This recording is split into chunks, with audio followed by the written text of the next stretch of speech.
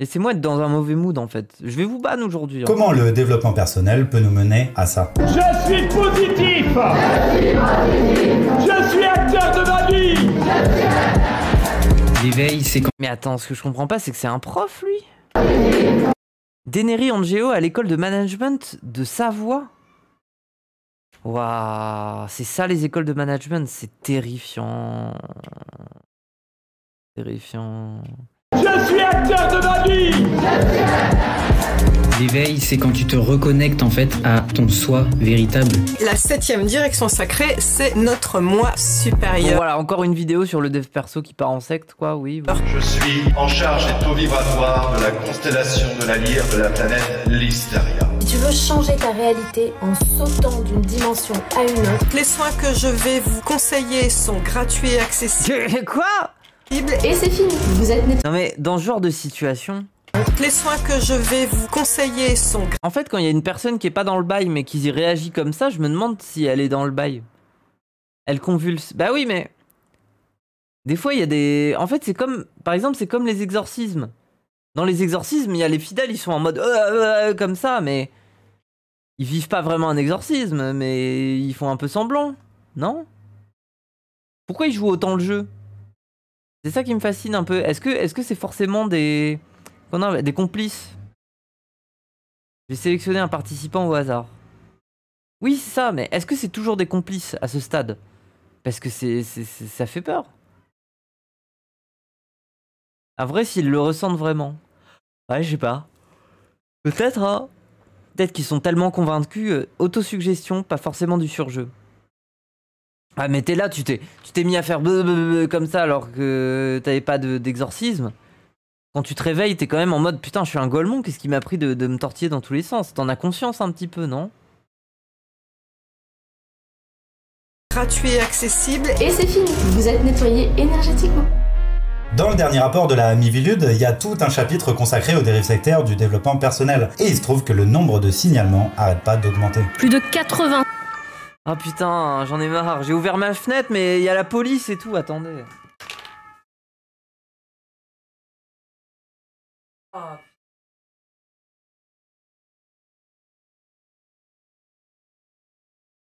En fait, j'ai chaud, j'en ai marre, j'ai chaud. C'est ma pire journée, j'ai qu'envie de me plaindre. J'ai mangé un mexicanos pas très bon et j'ai chaud, j'en ai marre. Hein. Putain, c'est le pire mood, ça me fait rire. Ça y est, je vais devenir heureuse parce que je suis bref.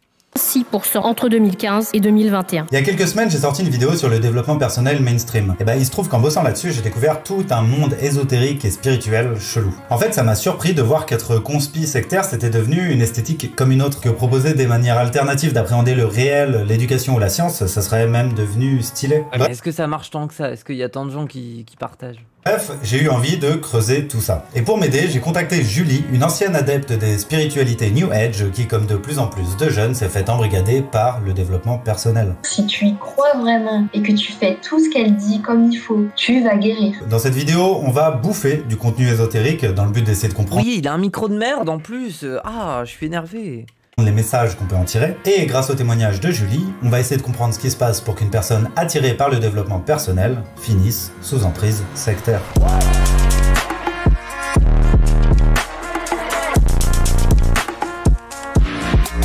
En fait, je regarde juste ce genre de vidéo parce que ça me fascine un peu. Mais je sais que je vais encore une fois... Globalement, le mec va dire les mêmes choses. Il va dire ah là là... Bref, mais je vais être d'accord. Enfin, dans le sens qu'il va redire les mêmes choses, en fait, on connaît. C'est bon, Sabine, elle fait des meilleures vidéos, on sait quoi. Comment? Tellement aigri, c'est... Si c'est ta première fois sur Réflexion Base, bienvenue. L'objectif de la chaîne, c'est d'essayer... Pourquoi il a une typo comme Ilias, là?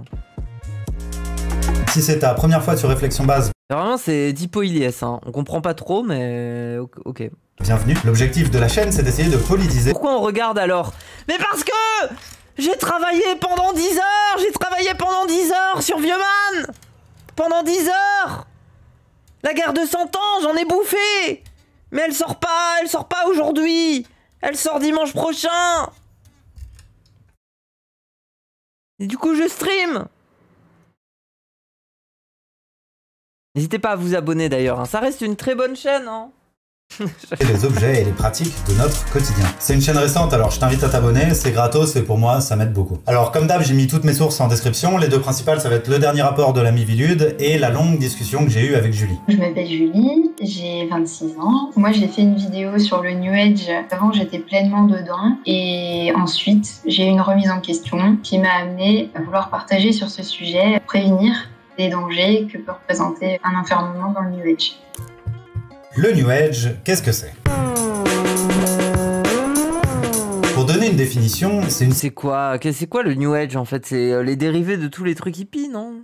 sorte de bricolage spirituel dans lequel on peut aller piocher des croyances à droite à gauche. Que ce soit dans les différentes religions, mais aussi dans le chamanisme, l'astrologie ou plein de traditions plus ou moins connues. Ah ouais, mais tout le monde fait du bricolage spirituel.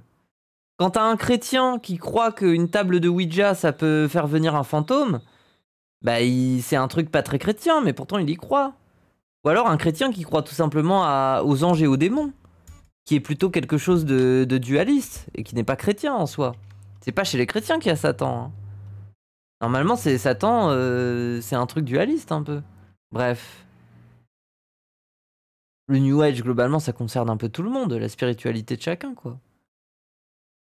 Ah bon? Bah ouais. Comment dire? Satan, c'est un truc que tu retrouves plus chez les protestants. Mais à la base, chez les chrétiens, il n'y a pas Satan. Enfin, c'est pas vraiment un lore, quoi. Satan, il est pas censé être sur Terre, et c'est pas censé être une force égale à Dieu, en fait, en quelque sorte. Généralement, c'est pas les chrétiens qui sont dans le Ouija. Ah bah si, il y a des chrétiens qui y croient, hein. Dualiste. Oui, dualiste. Le mal et le bien. Protestant égale chrétien. C'est pas exactement pareil, non? Bref, tu confonds New Age et avoir une spiritualité. Bah, moi ce que je dis, c'est que toute spiritualité est bricolée. C'est ça que je dis. C'est un truc daté le Ouija. Bah non.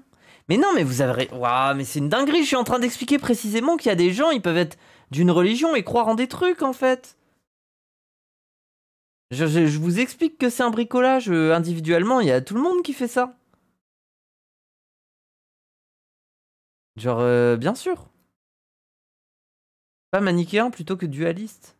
Ma mère est catho, elle parle de Satan H24. Ah oui. Date du 19e siècle, mais l'âge d'or du New Age, c'est clairement la contre-culture californienne des années 60-70. À ce moment-là, il y avait des communautés hippies qui essayaient de réinventer un monde nouveau, selon une utopie égalitaire et collective, destinée à élever l'ensemble de... Putain, rachète un micro, gros, j'en peux plus. De l'humanité vers un nouvel âge, ce fameux New Age. Après, avec les années, l'utopie égalitaire et collective a complètement été laissée de côté pour une approche beaucoup plus individualiste. Et aujourd'hui, avec l'essor de l'industrie du bien-être, le New Age connaît un nouvel âge d'or puisqu'il est devenu... Pourquoi il met des vidéos de 6 mois et des gens qui font de la muscu? Une sorte de version spirituelle du développement personnel. L'idée, c'est toujours d'aller piocher ce qui t'arrange sur le marché mondial des croyances, pour t'en faire un bricolage à ton image qui te permettra de travailler sur toi-même afin de t'élever. Et tu verras que si le développement personnel, c'est la phase visible et grand public, le New Age, c'est toute la partie sombre de l'ésotérisme actuel. Alors, on va commencer par le début. Est-ce que tu peux me raconter comment tout ça a commencé pour toi? Et du coup, attendez, parce que sa vidéo s'appelle Analyse politique, hein. Moi, j'espère qu'à un moment, il va me parler de trucs politiques, là, parce que, bon... Justement, pour l'instant, on se contente bref...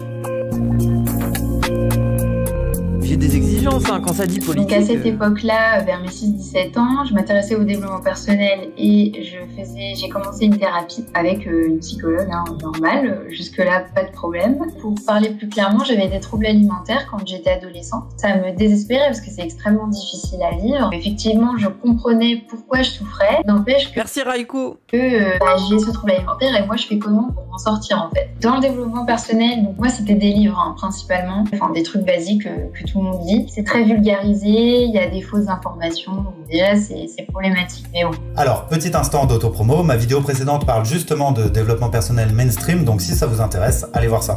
En tout cas, le but, c'était de mieux se connaître, puis de chercher le bonheur, puisque forcément, j'avais des souffrances qui demandais à être entendue et j'avais besoin d'explorer mon monde intérieur, on va dire ça comme ça. Donc le développement personnel et la thérapie, c'est ça. Et puis... Ah, pourquoi il a pas sous-titré? En fait, il y a une chaîne de TV, je sais pas si elle existe. J'en peux plus d'être râleuse comme ça. Toujours, parce que ça fait des années que j'ai plus la télé, mais qui s'appelle... Attendez, je vais changer le titre. Comme ça, tout le monde est au courant. Aujourd'hui, je râle. Voilà. Maïzen, je crois. Et comme j'avais des problèmes de sommeil, une fois, je regardais la télé le soir et je suis tombée sur cette chaîne. J'ai vu que ça me faisait du bien, donc j'ai commencé à écouter ça. Puis après, j'ai cherché, comme la télé, ça m'arrangeait moins, je me suis dit, il y en a peut-être sur YouTube. Et j'ai commencé à écouter des méditations guidées, des auto-hypnoses comme ça sur YouTube. Spécialiste du voyage astral et praticien en hypnose transpersonnelle, une hypnose spirituelle spécialisée. Merci Dudu, merci pour le prime, merci beaucoup. Dans l'exploration des vies passées, la régression dans la vie actuelle, le contact avec les défunts et la communication avec la conscience supérieure qui correspondent en fait à la partie la plus évoluée et la plus sage de nous-mêmes. Oh, ça fait beaucoup de choses, tout ça pour un podcast avec des sons de baleines là. C'était juste le but de me relaxer. Oui, un train de la hype là. C'est pour dormir. La méditation, c'est un peu le remède à la mode contre tous les tracas du quotidien, comme l'anxiété, le stress ou les problèmes de sommeil. On pourrait en faire des questions de santé publique, mais puisque c'est accessible à tout le monde, on préfère que chacun se démerde de son côté. Amazon est même allé jusqu'à installer des cabines de méditation dans ses anthropologies. Quoi? Quoi? Mais c'est une dinguerie!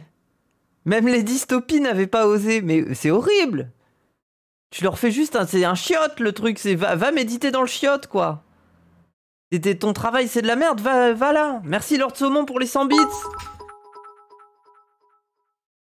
Tu peux prier là-bas? En vrai, je pense que c'est trop petit et ça a peut-être été conçu pour pas que tu puisses le faire. Juste tu t'assois quoi. Ah, je pense que c'est trop petit pour prier. Go dans la boîte si tu vas pas bien, mais c'est une dinguerie. Waouh, en plus c'est claustro quoi. Putain. Hein. Logistique pour lutter contre le stress de ses salariés. Sauf que cette solution ne convient pas à tout le monde, et notamment les gens qui sont pas au top au niveau santé mentale. Pour les gens qui ont des symptômes dépressifs par exemple, la Mivilude nous dit qu'un programme qui consiste à retourner le projecteur vers soi-même et à explorer ses émotions serait assimilable à une torture. En gros, il y a un Français sur 5 pour qui ça risque d'empirer les choses. Wow, désolé, ça me fait penser au truc... Vous avez vu là, à Gaza? Vous avez vu l'enquête de CNN là qui a révélé la manière dont des Palestiniens sont torturés? On dirait le truc d'Amazon, hein. On les attache tous sur des lits, allongés, ils ont des couches, et on leur bande la vue, et je crois qu'on leur met un truc où ils entendent rien, ils entendent pas le son. Ou alors peut-être qu'ils entendent le son, je sais plus.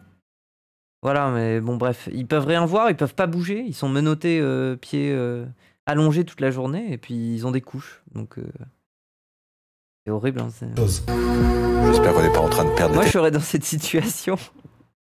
Ma seule révolte, c'est de bien stocker mon caca. Comme ça, quand il y a le soldat israélien qui vient changer ma couche, je balance le jet. Je balance le jet. Je peux pas crier genre vive la Palestine. Non, je balance un gros jet. Voilà, c'est comme ça que tu luttes à ce stade. Les spectateurs lisent, hein.